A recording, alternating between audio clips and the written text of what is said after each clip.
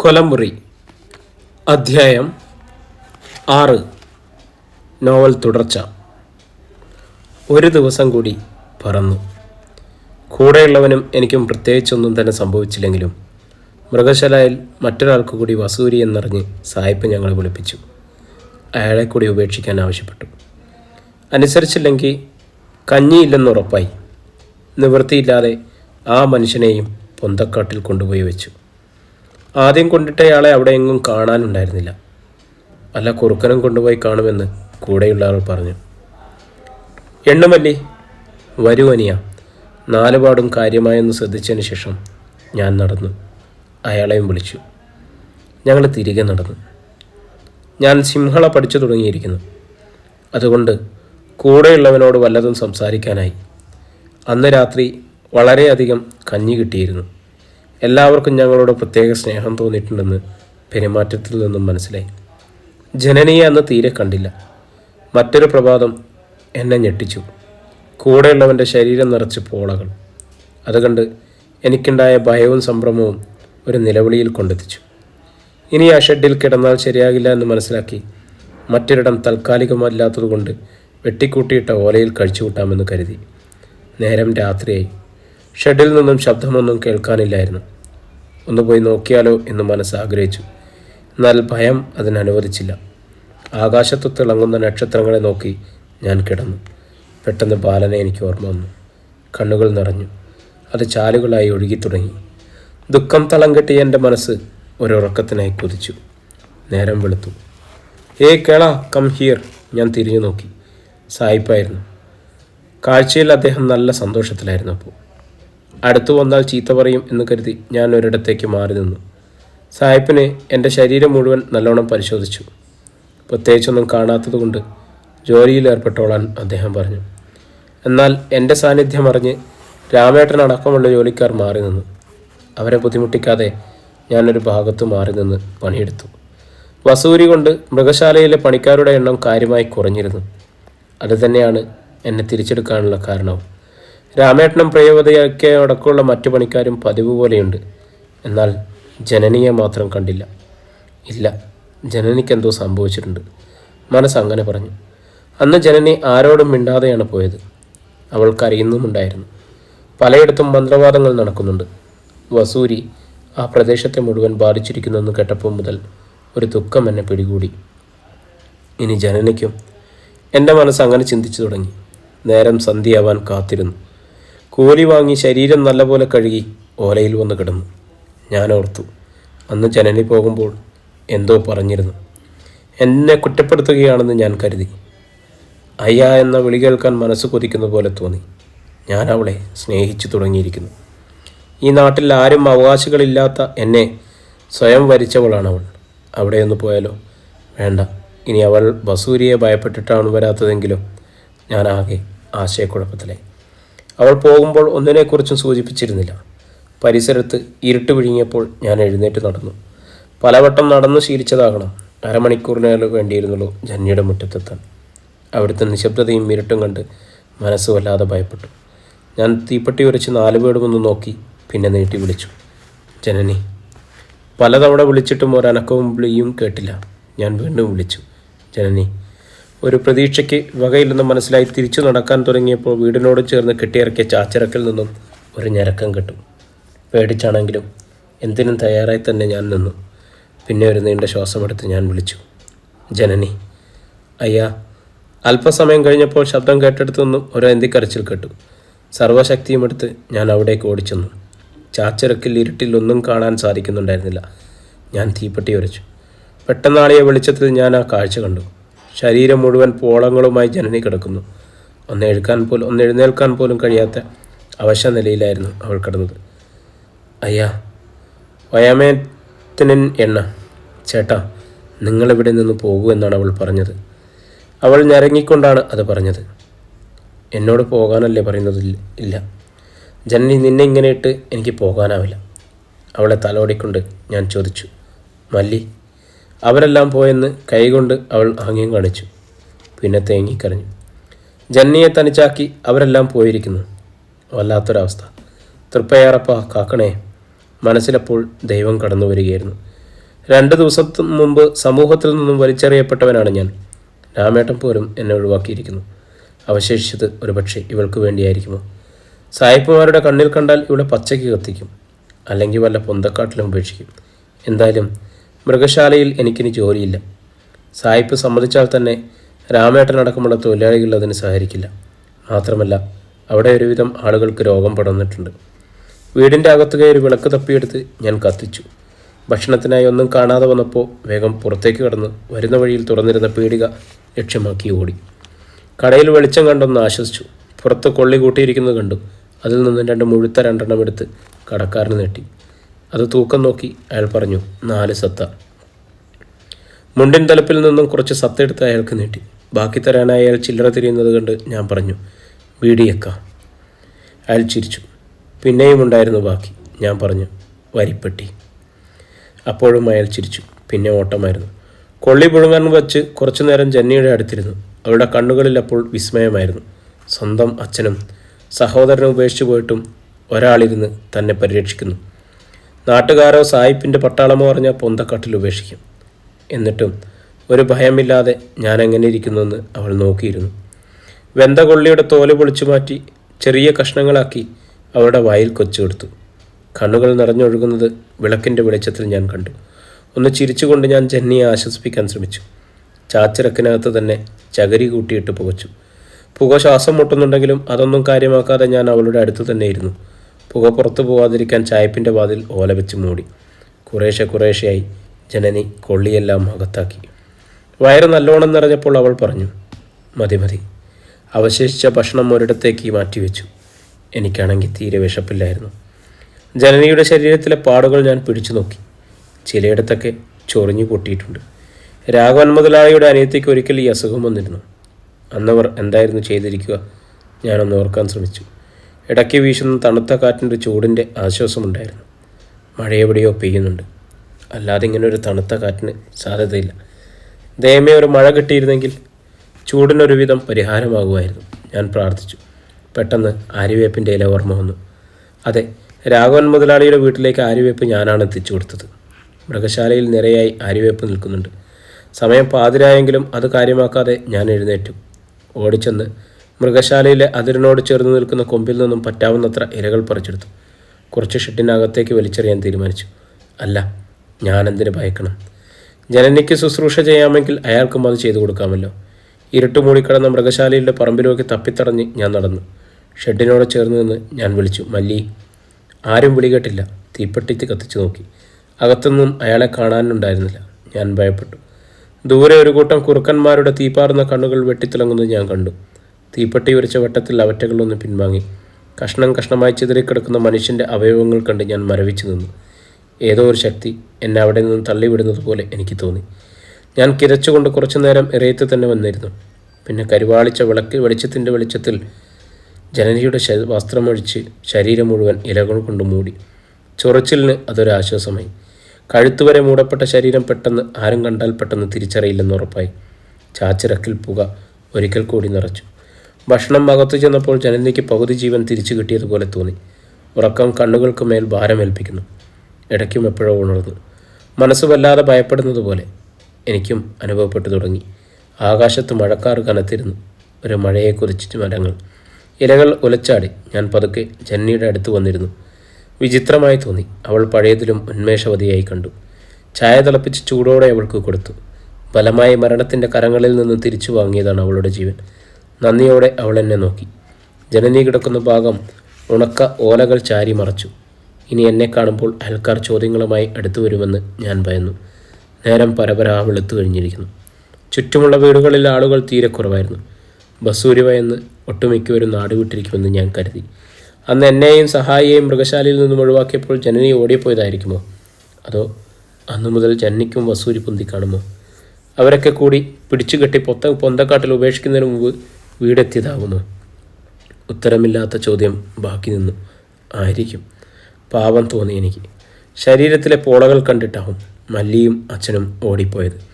എന്തായാലും ലക്ഷണങ്ങൾ കണ്ടിട്ട് 4 ദിവസം എത്തിയതുപോലെ തോന്നി.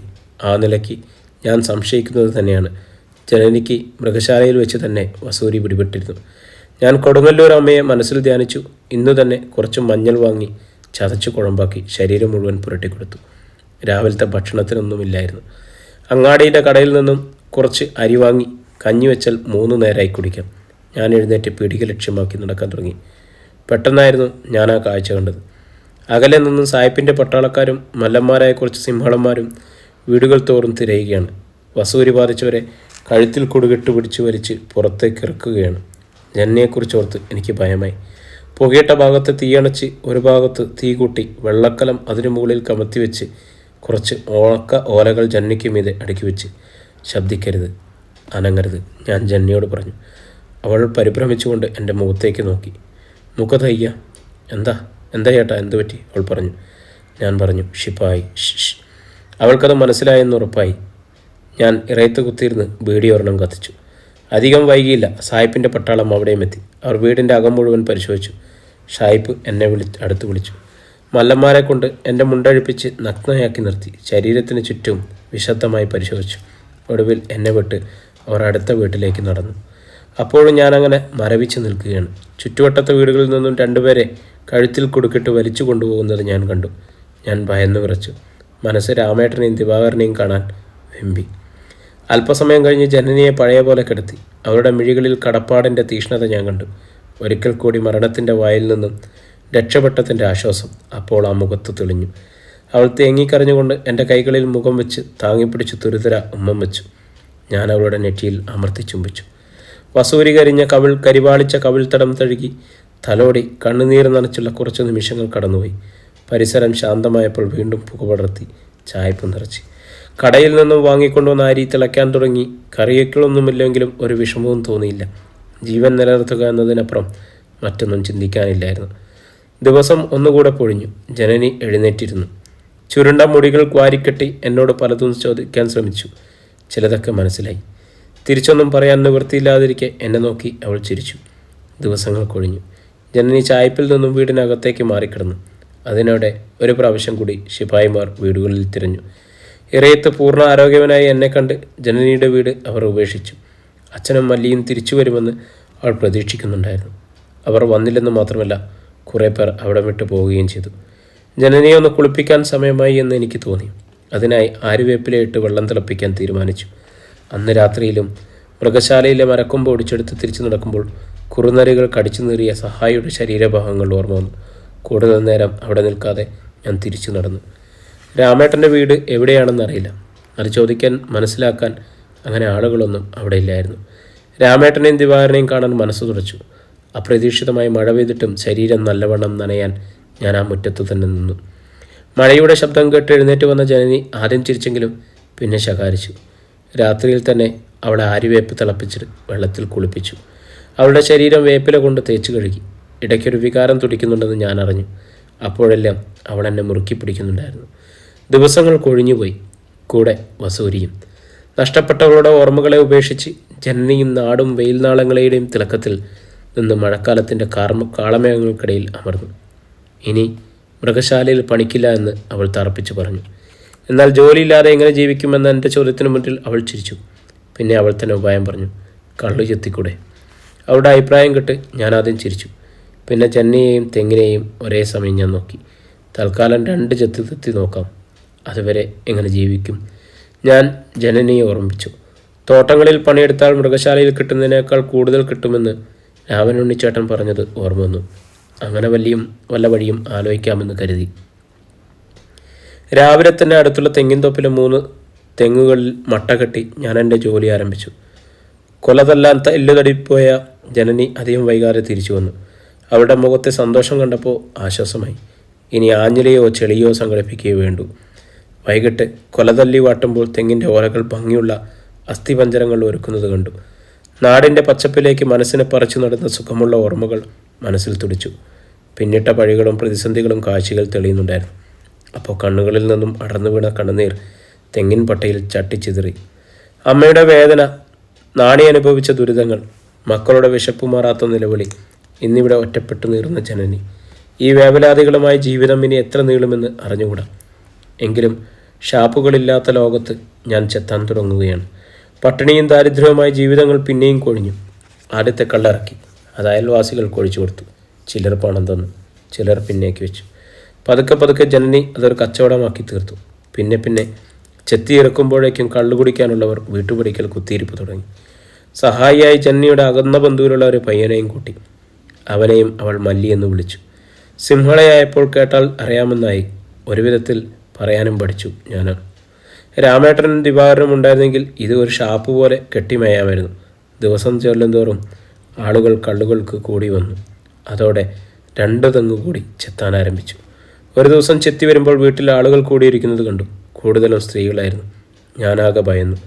നെഞ്ചിൽ നിന്നും ഒരു ശ്വാസം പുറത്തേക്ക് വന്നു. ഒരു കാര്യത്തിൽ ഓടിപ്പിടിച്ച് ഞാൻ വീടിൻ്റെ അകത്തേക്ക് കയറി. അവിടെ ജനനി തറയിൽ കിടക്കുകയാണ്.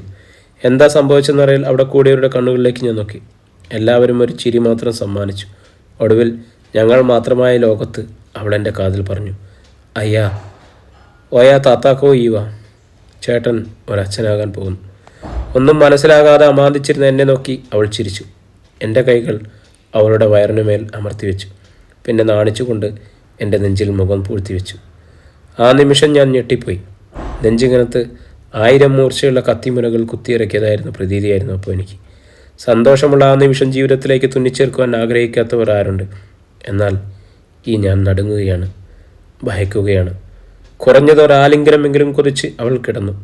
എന്നാൽ എൻ്റെ മരവിപ്പ് അപ്പോഴും വിട്ടുമാറിയില്ല. അത് അവൾക്ക് മനസ്സിലായ നിമിഷം ആ മുഖമൊന്ന് ഇരുണ്ടിരുന്നു. ഒരു ചോദ്യം അവളുടെ മുഖത്തുണ്ടായിരുന്നു. വിരലുകൾ എൻ്റെ മുടികളിൽ തഴുകി ആശ്വസിപ്പിച്ചു. ജനനി, നമുക്ക് ഈ കുഞ്ഞിനെ വേണോ? ഞാൻ ചോദിച്ചു. അവൾ തലയുയർത്തി എന്നെ ഒന്ന് നോക്കി. എന്നാൽ അവൾക്ക് ഞാൻ പറഞ്ഞതൊന്നും മനസ്സിലായിരുന്നില്ല. അവളുടെ കണ്ണിൽ കണ്ട സന്തോഷം എൻ്റെ ഖണ്ഡങ്ങളെ നിശ്ചലമാക്കിയിരുന്നു. അതിനെക്കുറിച്ച് പറഞ്ഞ് അവളുടെ സന്തോഷം കെടുത്തണ്ടല്ലെന്ന് ഞാൻ തീരുമാനിച്ചു. കാരണം ഞാൻ ജനനിയെയും ജീവന് തുല്യം സ്നേഹിച്ചു തുടങ്ങിയിരിക്കുന്നു. എൻ്റെ സ്നേഹപ്രകടനങ്ങൾ അവളിൽ പുളകം കൊള്ളിച്ചു. എൻ്റെ നിശ്വാസങ്ങൾ അവളിൽ കവചിച്ചപ്പോൾ അവൾ എന്നെ വിട്ടുമാറി. ആ നിമിഷം മുതൽ അവൾ കുഞ്ഞിന് വേണ്ടി ജാഗ്രതയുള്ള അമ്മയാകുകയായിരുന്നു. ശരിയാണ്, ഈ സമയത്ത് അതൊന്നും പാടില്ല. ഞാൻ ഓർത്തു. ചെത്തുകഴിഞ്ഞപാടെ പുറത്തിറങ്ങിയപ്പോൾ ഞാൻ തീരുമാനിച്ചു, രാമേട്ടനെയോ ദിവാരിയോ കിട്ടിയാൽ ഷാപ്പ് ഒന്നുകൂടി ഉഷാറാക്കാമായിരുന്നു. ഒരു വഴികാട്ടിയായി മല്ലിയെ കൂടി കൂട്ടാമെന്ന് കരുതി. ഈ അവസ്ഥയിൽ ജനനിക്കൊരു കൂട്ടിന് ഒരാൾ വേണം. അതോർത്തപ്പോൾ ഞാൻ ഒറ്റയ്ക്ക് നടന്നു. മൃഗശാലയിൽ നിന്നും കിട്ടുന്നതിനേക്കാൾ കൂടുതൽ സത്ത അവർക്ക് കൊടുക്കാൻ ജനനിക്ക് കഴിയും. 2 സത്തക്കാണ് ജനനി ഒരു കുടുക്കക്കള്ള് വിൽക്കുന്നത്. ചെത്തിക്കൊണ്ടുവരുന്നവർക്ക് 1.5 സത്ത കൊടുത്താലും 1/2 സത്ത ഒരു കുടുക്കയുമ്പോൾ അവൾ മിച്ചം വയ്ക്കാം. ഇപ്പോൾ ഞാൻ തന്നെ 10 കുടുക്ക കള്ള് ചെത്തിയിറങ്ങുന്നുണ്ട്. അതുകൊണ്ട് തന്നെ 20 സത്ത ദിവസവും ജനനി സ്വരൂപിക്കുന്നുമുണ്ട്. നാട്ടിൽ രാഘവൻ മുതലാളിക്ക് പോലും ഒരുപക്ഷെ ഇത്രയും പൈസ സമ്പാദിക്കുന്നുണ്ടാവില്ല. സായിപ്പ് കണ്ടാൽ വല്ല പണിയും ഏൽപ്പിക്കും എന്ന് ഞാൻ ഭയപ്പെട്ടു. അങ്ങനെ വന്നാൽ എല്ലാ പദ്ധതികളും അവസാനിക്കും. മൃഗശാലയുടെ വഴിയിൽ പതുങ്ങി നിന്ന് ഞാൻ അകത്തേക്ക് എത്തി നോക്കി. പുറത്ത് രാമേട്ടനും പ്രേമതയൊക്കെയും എന്നല്ല ആരെയും കണ്ടില്ല. മുറ്റം നിറയെ പുല്ല് കാട് പിടിച്ചു കിടക്കുകയായിരുന്നു. ഒറ്റ മൃഗത്തെ പോലും കാണാനില്ലായിരുന്നു. ഭയം മനസ്സിനെ പിടികൂടി. അത് ശരീരത്തിനെയും തളർത്തു മുമ്പ് ഞാൻ അവിടെ നിന്ന് ഓടി. രാമേട്ടൻ്റെ വീട്ടിൽ ഒരിക്കൽ പോലും പോയിട്ടില്ല. ആരോടെങ്കിലും ചോദിച്ചാൽ അറിയാമെന്ന് വെച്ചാൽ ആ പ്രദേശത്ത് മനുഷ്യവാസമില്ലെന്നേ തോന്നും. കൂടുതൽ നേരം അവിടെ ചെലവഴിക്കാതെ ദിവാകരൻ്റെ തോട്ടം വരെ പോകാൻ ഞാൻ തീരുമാനിച്ചു. 3 കഴിഞ്ഞാൽ പാലാട്ടുവായാണ്. രാമൻ ഉണ്ണിച്ചേട്ടൻ്റെ മുറിയിലേക്ക് പോയ പരിചയമായിരുന്നു അത്. നടത്തം ഇത്തിരി വേഗത്തിലായിരുന്നു. വസൂരിയും അതുണ്ടാക്കിയ സംഭവങ്ങളും ജീവിത നിലവാരം തന്നെ മാറ്റിയിരിക്കുന്നു. ജനനിക്ക് പിന്നെ തിരിച്ചു കിട്ടിയത് അന്നത്തെ പുകയാണ്. പിന്നെ ആര്യവേപ്പിൻ്റെ ഇലയും മഞ്ഞൾ കുഴമ്പും. ശുശ്രൂഷിച്ചാൽ മാറാവുന്ന രോഗം. ലോകത്തോട് പുച്ഛം തോന്നി എനിക്ക്, പ്രത്യേകിച്ചും രാമേട്ടനോട്. അന്ന് തൃപ്പയാറപ്പനാണ് എനിക്ക് ജനനിയുടെ വീട്ടിലെത്തിച്ചത്. അല്ലെങ്കിൽ അവളിന്ന് ജീവിച്ചിരിക്കില്ലായിരുന്നു. പാലാട്ടുവ കഴിഞ്ഞപ്പോൾ തന്നെ കുന്നുകളും താഴ്വാരകളുമുള്ള പ്രദേശമെത്തി. ദൂരെ കടൽ കാണുന്നുണ്ടായിരുന്നു. കുറച്ചു നേരം അവിടെ നിന്ന് വഴികളും കണ്ടുപൊട്ടിയ മനുഷ്യരെയും ഓർത്തു. നാണി, മക്കൾ, ഒരു നീണ്ട നിശ്വാസം പുറത്തേക്ക് വന്നു. പിന്നെ മനസ്സൊന്ന് പിടഞ്ഞു. അറിയാതെ കണ്ണുകൾ നിറഞ്ഞു. ഓയ് കവത, ഐ മെത്തന ഹിഡഹന്നഹിയെ, നിങ്ങളാരാ? എന്താ ഇവിടെ നിൽക്കുന്നതെന്നായിരുന്നു. പൊടിഞ്ഞു പെയ്യുന്ന മഴയത്ത് ആരുടെയോ ശബ്ദം കേട്ട് ഞാൻ ഞെട്ടിത്തിരിഞ്ഞു നോക്കി. ഒരു വൃദ്ധൻ. അയാളുടെ നോട്ടങ്ങളിൽ ചോദ്യങ്ങളേറെ ഉണ്ടായിരുന്നു. ദിവാകരൻ, ഞാൻ ചോദിച്ചു. ആ പേര് കേട്ടപ്പോൾ അയാളുടെ മുഖമൊന്ന് അയഞ്ഞു. പിന്നെ ചിരിച്ചു. ഒരു കുന്നിൻ ചെരുവിൽ താഴ്വാരത്തിൽ ഇടതൂർന്നു നിൽക്കുന്ന കുടിലുകൾക്ക് നേരെ വിരൽ ചൂണ്ടി ഒരിക്കൽ കൂടി അയാൾ ചിരിച്ചു. പിന്നെ ജീവിതമേൽപ്പിച്ച വടുക്കളിലേക്ക് അയാൾ നടന്നു. ഞാൻ ആ വൃദ്ധനെ കുറച്ചു നേരം കൂടി നോക്കി നിന്നു. സമയം കളയാനില്ലെന്ന് ഓർന്നപ്പോൾ ഞാൻ ഓടിത്തുടങ്ങി. തിങ്ങി നിറഞ്ഞ കുരകൾക്കിടയിൽ ദിവാകരൻ്റെ വീടെന്ന് കണ്ടെത്താൻ അത്ര എളുപ്പമല്ലായിരുന്നു. അടുത്ത് കണ്ട പീഡികക്കാരനോട് ഞാൻ ചോദിച്ചു, ദിവാകരൻ? മലയാളി ദിവാകരൻ താനേ? പീഡികക്കാരൻ തിരിച്ചു വെച്ചു. ഞാൻ തലയാട്ടി. അയാളുടെ പെരുമാറ്റം ഒരു ശശുവിൻ്റെ ലാഘവത്തോടും നിഷ്കളങ്കതയോടുമാണ് ആയിരുന്നു. പീടികയിൽ നിന്നിറങ്ങി ഒരു വഴിയിലൂടെ നടന്ന് അയാളൊരു കൂര കാണിച്ചു. അത് താൻ. ദിവാകരൻ്റെ വീടും പരിസരവും കണ്ട് എൻ്റെ സന്തോഷം അതിര് കടന്നിരുന്നു. ഞാൻ ഓടി ആ കൂരയുടെ മുന്നിൽ വന്നു. ദിവാകര! എൻ്റെ വിളികെട്ട് നല്ലോണം മുടിയുള്ള ഒരു സുന്ദരി പുറത്തേക്ക് വന്നു. അവരെ കണ്ട് എനിക്ക് പ്രത്യേകിച്ചൊന്നും തോന്നിയില്ല. കാരണം ഞാനത് പ്രതീക്ഷിച്ചിരുന്നു. ഈ ആര്? അവൾ ചോദിച്ചു. ഞാൻ കേളൻ. ദിവാകരൻ? ഞാൻ ആകാംക്ഷയോട് ചോദിച്ചു. സുന്ദരി അകത്തേക്ക് കയറിപ്പോയി. സമയമെടുക്കാതെ ദിവാകരൻ ഓടിയെത്തി. അവൻ എന്നെ ആലിംഗനം ചെയ്തു നിന്നു. എടാ കേള, നീ എവിടെയായിരുന്നു ഇത്രയും ദിവസം? ഞങ്ങളുടെ സ്നേഹപ്രകടനം കേട്ട് ആ സുന്ദരി അടുത്തു വന്നു. ദിവാകരൻ യാതൊരു ജാളിയും കൂടാതെ അവളെ എനിക്ക് പരിചയപ്പെടുത്തി. ഇത് ശീലാവതി, എൻ്റെ ഭാര്യ. ശീലാവതിയെ നോക്കി ഞാൻ ചിരിച്ചു. തുടർന്നുള്ള ദിവാകരൻ്റെ വിവരണങ്ങൾക്ക് അവസാനമില്ലായിരുന്നു. അപ്പോഴൊക്കെ മുറ്റത്ത് പടർന്നു കിടന്ന കറുകനാമ്പുകളെ ഞാൻ പാദങ്ങൾ കൊണ്ട് തഴുകിയിരുന്നു. ദിവാകരന് പറയാൻ കഥകളുണ്ട്. അത് മാസങ്ങളുടെയോ വർഷങ്ങളുടെയോ യുഗങ്ങളുടേതോ അല്ലെന്ന് തോന്നി. ദിവാകര, ഞാനൊരു ഷാപ്പ് നടത്തുകയാണ്.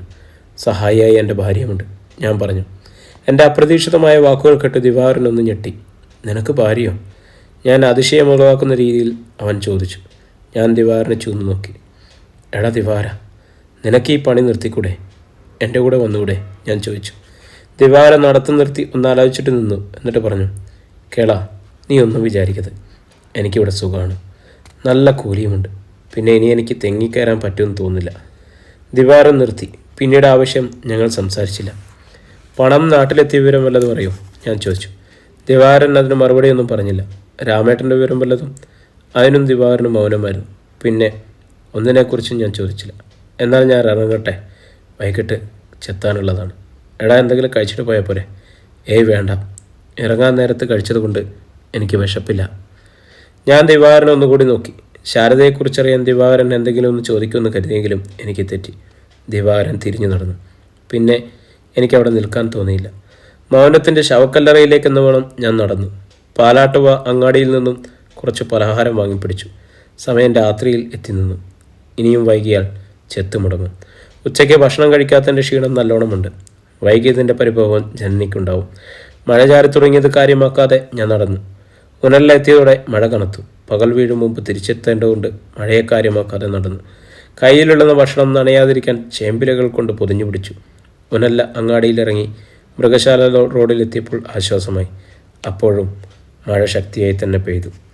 ഇടവിട്ട് മിന്നൽ വീഴുന്നുണ്ടായിരുന്നു. അടുത്ത് കണ്ട വീട്ടിൽ മഴ കുറയുവോളം നിൽക്കാൻ തീരുമാനിച്ചു. ഉമ്മറത്ത് തന്നെ കുപ്പിവിളക്കരിയുന്നുണ്ടെങ്കിലും വീടിൻ്റെ ചാച്ചിറക്കൽ ഇരുട്ട് തന്നെയായിരുന്നു. അവിടെ ഇരുന്ന് ഒരു വൃദ്ധൻ വെടിയൊലിക്കുന്നത് കണ്ടു. കള്ളു കുടിക്കാൻ വരാറുള്ള പരിചയം കൊണ്ടാവണം. അയാൾ എന്നെ കണ്ടപ്പോൾ എഴുന്നേറ്റു. ഞാൻ ഷർട്ട് ഊരി പിഴിഞ്ഞെടുത്തു.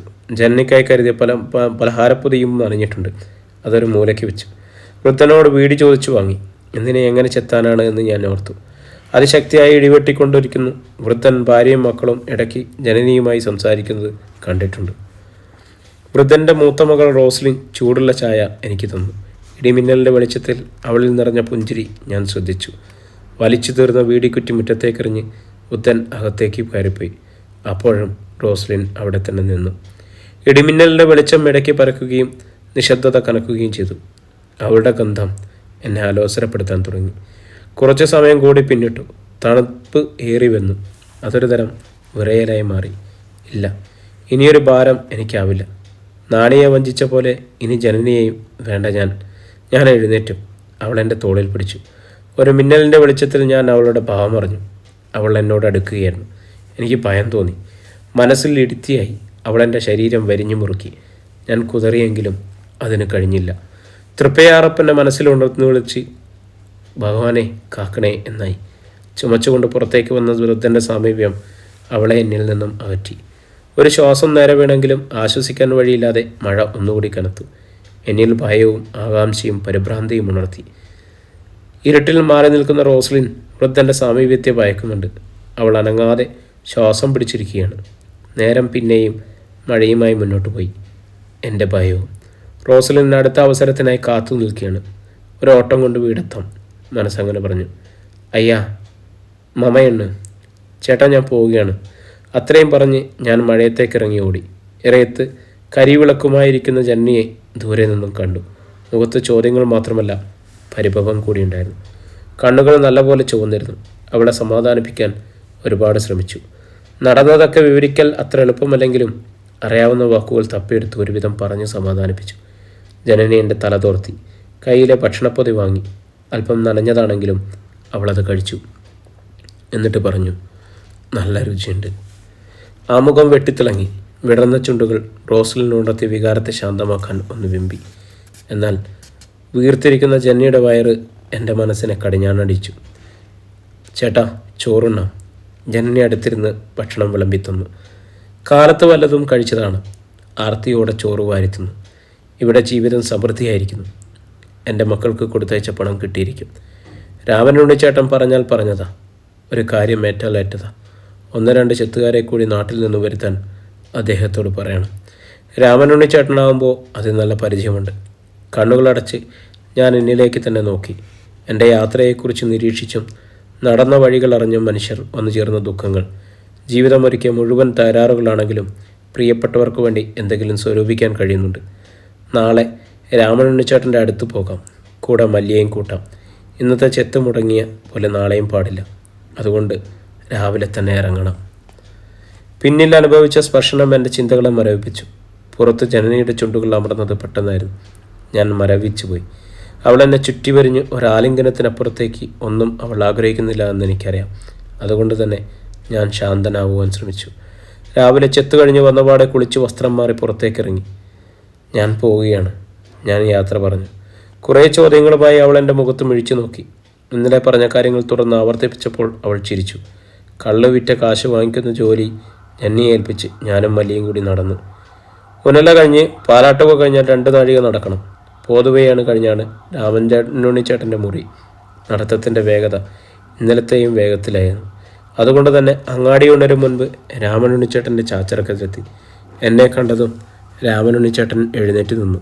പിന്നെ സൗഹൃദം പുതുക്കാനൊന്നോളം എന്നെ പുണർന്നു. അപ്പോൾ പുതുതായി വന്ന 2 പേർ കൂടി മുറിയിലുണ്ടായിരുന്നു. അതിലൊരാളെ കണ്ട് ഞാനൊന്ന് പിന്നാക്കം മാഞ്ഞു. ചേനം കോളിൻ്റെ മറുകരയിൽ താമസിക്കുന്ന ചാത്തു. അയാളും രാഘവൻ മുതലുള്ളൊരു ഷാപ്പിലെ അയാളാണ് കള്ളളക്കുന്നത്. എന്നെ കണ്ട് ചാത്തു എഴുന്നേറ്റു. കേള നീയുടെ? അയാൾക്കത് വിശ്വസിക്കാനാവാതെ ചുറ്റുപാടും നോക്കുന്നത് ഞാൻ നോക്കി നിന്നു. ഞാൻ ചാത്തുവിൻ്റെ അപ്പോഴത്തെ രൂപം നോക്കി കാണുകയായിരുന്നു. പാറി പറന്നു നടക്കുന്ന മുടി, താടിയിലേറെ ആ രാമങ്ങൾ മുറ്റി വളർന്നിരിക്കുന്നു. പോന്നിട്ട് നാളേറെയായെന്ന് ഒറ്റ നോട്ടത്തിൽ മനസ്സിലാകും. ചാത്തുവിൻ്റെ കണ്ണുകൾ നോക്കി ഞാൻ പറഞ്ഞു, ഞാൻ വന്നിട്ട് മാസങ്ങൾ കഴിഞ്ഞു. എന്തൊക്കെയുണ്ട് നാട്ടിലെ വിശേഷങ്ങൾ? ഞാൻ ചോദിച്ചു. സമരം പിന്നെയും മുന്നോട്ട് പോയി. പല നേതാക്കളും ജയിലിലാണ്. 1-2 പേരെ പോലീസുകാർ തല്ലിക്കൊന്നു. ഞാൻ പോരുമ്പോഴൊന്നും നാട്ടിലാരും ചെത്തുന്നുണ്ടായിരുന്നില്ല. അവർ ചെത്തുകാരെ തേടി പിടിക്കുകയാണ്. വീടുകൾ ആണുങ്ങളായി ആരും തന്നെ ഇല്ല. പോലീസിൻ്റെ സഹായത്തോടെ കരിങ്കാളികൾ മട്ടകെട്ട് ചെത്തയാരംഭിച്ചു. അയടക്കാണ് നമ്മുടെ ആളുകൾ 1-2 ഷാപ്പുകൾക്ക് തീയിട്ടു. ചെത്താൻ മുതിർന്ന കോൺഗ്രസ് തൊഴിലാളികൾ വീടുകളിൽ ചെന്ന് കാര്യം പറഞ്ഞ് തിരുത്താൻ പോലും ശ്രമിച്ചു. ചാത്തു വലിയൊരു കാര്യം ചെറുതാക്കി പറഞ്ഞു. എൻ്റെ ഭാര്യയും മക്കളും? ഞാൻ ആകാംക്ഷയോടെ ചോദിച്ചു. പോരാൻ നേരം ദിവാകരൻ്റെ ഭാര്യ ശാരദയെ കണ്ടിരുന്നു. നിങ്ങളെവിടെയാണെന്ന് അവർക്കറിയില്ല. ഒരുവിധം പെണ്ണുങ്ങളും പാടത്ത് പണിക്ക് പോകുന്നുണ്ട്. നീ ആ നാട്ടിൽ അറിയപ്പെടുന്ന കമ്മ്യൂണിസ്റ്റ് ആയിരുന്നല്ലോ. പോലീസ് പിടിച്ച് കൊന്നുകാണുമെന്നൊക്കെ ഒരു സംസാരം ഉണ്ടായിരുന്നു. മുതിർന്ന നേതാക്കന്മാരൊക്കെ ഇപ്പോൾ ജയിലിലാണ്. ചത്താല് ഒത്തുതീർപ്പിനില്ലെന്നായിരുന്നു അപ്പോഴും പാർട്ടിയുടെ തീരുമാനം. അയാൾ പറഞ്ഞു തീർത്തു. സങ്കടം സഹിക്കാനാവാതെ ഞാൻ കരഞ്ഞു തുടങ്ങി. രാമനുണ്ണിച്ചേട്ടൻ എന്നെ ആശ്വസിപ്പിക്കാൻ ശ്രമിച്ചു. നാട്ടിലെ അവസ്ഥ ദുഃഖകരമാണ്. മക്കൾ എന്തു ചെയ്യുന്നു ആവും. മല്ലി എൻ്റെ അടുത്ത് വന്ന് തോളിൽ തട്ടി ആശ്വസിച്ചു. ഞാൻ വിഷമം അടക്കാൻ ശ്രമിച്ചു. രാമനുണ്ണിച്ചേട്ടാ, ഞാൻ ഒരു ഷാപ്പ് തുടങ്ങി. ചെത്താൻ 2 ആളെ വേണം. നല്ല കൂലി കൊടുക്കാം. ഞാൻ പറഞ്ഞു. എല്ലാവരുടെയും മുഖത്ത് ആഹ്ലാദം നിറഞ്ഞു. കേളാ, ഇവരെ കൊണ്ടുപോയിക്കോ. തൽക്കാലം താമസിക്കാൻ സൗകര്യം എന്തെങ്കിലും ഭക്ഷണം കൊടുത്താൽ മതി. കൂലിയൊക്കെ ഞാൻ പിന്നെ ആലോചിക്കാം. രാമനുണ്ണിച്ചേട്ടൻ പറഞ്ഞു. ചേട്ടാ, രാമേട്ടൻ്റെ വിവരം വല്ലതും അറിയാമോ? ഇറങ്ങും മുമ്പ് ഞാൻ ചോദിച്ചു. എന്നാൽ രാമനുണ്ണിച്ചേട്ടൻ കൈമലർത്തുകയല്ലാതെ മറ്റൊന്നും പറഞ്ഞില്ല. ഞങ്ങൾ ഇറങ്ങി. ഉച്ചയ്ക്ക് മുമ്പ് വീടെത്തണം. ഇന്നും മഴയ്ക്കുള്ള സാധ്യതയുണ്ട്. വഴിയിൽ മുഴുവൻ സാഹിബിൻ്റെ പട്ടാളത്തെക്കുറിച്ചും ചിട്ടകളെപ്പറ്റിയുമാണ് ഞാൻ അവരോട് പറഞ്ഞത്. ചേറ്റുകത്തികൾ പണിക്കണം. കമത്താൻ മാട്ടവും വേണം. മല്ലി അതിനെ നിയോഗിക്കാം. തൽക്കാലം പണിസാധനങ്ങൾ വീട്ടിൽ തന്നെ വെക്കാം. ചാത്തുവും ഞാനും ഒരേ പ്രായക്കാരാണ്.